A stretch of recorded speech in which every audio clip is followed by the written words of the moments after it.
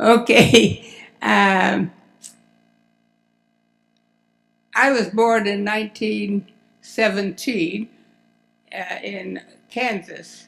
Visiting our house at the time I was born was my Aunt Lottie and my Aunt Frances, who were just returning from their first 3-year term at Shell Jackson School in Sitka, Alaska.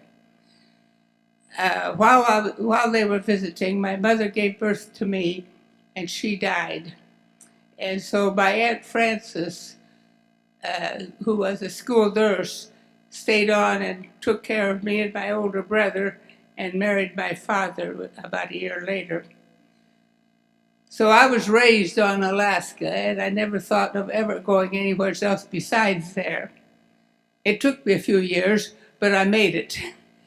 In 1945, I was invited to go to St. Lawrence Island, Savunga, Alaska, as a church worker there.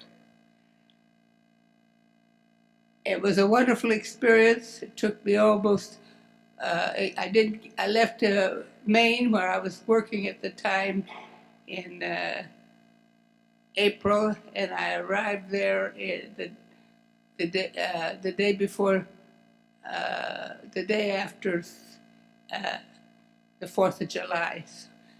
And so it was a long trip in those days.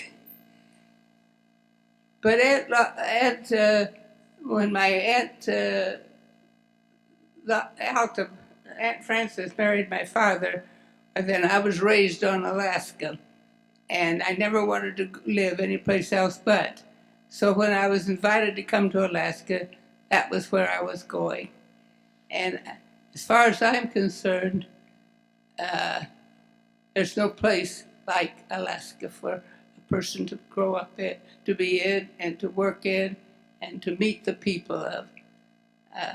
There's no greater group of people in the United States than the people that live on St. Lawrence Island. Thank you.